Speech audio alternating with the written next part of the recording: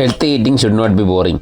നമുക്കിന്ന് zero oil biryani ഉണ്ടാക്കിയാലോ? ഞാൻ ലാസ്റ്റ് വീക്ക് കിട്ടിയ സീറോ ഓയിൽ മന്തി റെസിപ്പിക്ക് നല്ല റെസ്പോൺസ് ആയിരുന്നു. Thank you all for that. അപ്പോൾ നിങ്ങൾ മന്തി ഫാനാണോ ബിരിയാണി ഫാനാണോ എന്ന് കമൻറ്റ് ചെയ്യട്ടോ. നമുക്ക് നോക്കാമല്ലോ ഏതിനാ ഫാൻസ് കൂടുതലെന്ന്.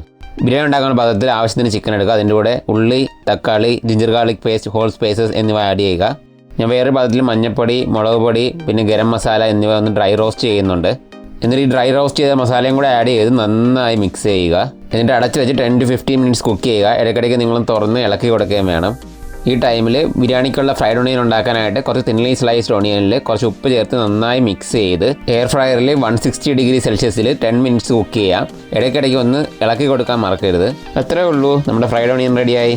ഇനി റൈസിന് വേണ്ടി ആവശ്യത്തിന് വെള്ളം എടുത്ത് അതിനകത്ത് ഹോൾ സ്പൈസസും ഉപ്പും ആഡ് ചെയ്ത് കഴുകിയ ബസുമതി റൈസും കൂടെ ആഡ് ചെയ്ത് ഒരു 70 to 80% റൈസ് കുക്ക് ചെയ്ത് ഡ്രെയിൻ ചെയ്ത് മാറ്റി വയ്ക്കുക. അത്രേ ഉള്ളൂ. ഇനി അവസാനമായിട്ട് ചിക്കൻ കുറച്ച് മല്ലിയിലയും തൈരും നമ്മൾ നേരത്തെ ഫ്രൈ ചെയ്ത് ഓണിയനും കൂടെ ആഡ് ചെയ്ത് നന്നായി മിക്സ് ചെയ്യുക. ഇനി നമ്മൾ ദം ചെയ്യുമ്പോൾ റൈസിൻ്റെ മേളിൽ ഒഴിക്കാൻ കുറച്ച് ചിക്കൻ്റെ ഗ്രേവി എടുത്ത് ഞാൻ മാറ്റി വയ്ക്കുന്നുണ്ട്. ഇനി നമുക്ക് ലെയർ ചെയ്യാം. ചിക്കന് മേളിൽ റൈസ് ഇട്ട് അതിന് മേളിൽ മല്ലിയില, പുതിനയില, നമ്മുടെ ഫ്രൈഡ് ഓണിയൻ, കുറച്ച് ഗരം മസാല, പിന്നെ നമ്മൾ നേരത്തെ ചിക്കനിൽ നിന്ന് എടുത്ത് വെച്ച ഗ്രേവിയും കൂടെ ആഡ് ചെയ്ത് ലെയർ ചെയ്യുക.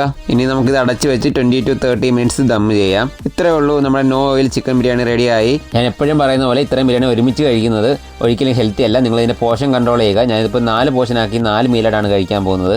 പിന്നെ നിങ്ങൾ ഈ റെസിപ്പി ട്രൈ ചെയ്ത് നോക്കിയിട്ട് നിങ്ങളുടെ അഭിപ്രായം അറിയിക്കുക. ഇത് day 40 of getting back into shape without tracking calories and macros. ഇന്നൊരു ലെഗ് ഡേ ആയിരുന്നു. ഇതാണ് ഇന്ന് എൻ്റെ ബോഡി കണ്ടീഷൻ. നമുക്ക് അടുത്ത വീഡിയോ കാണാം. ബൈ.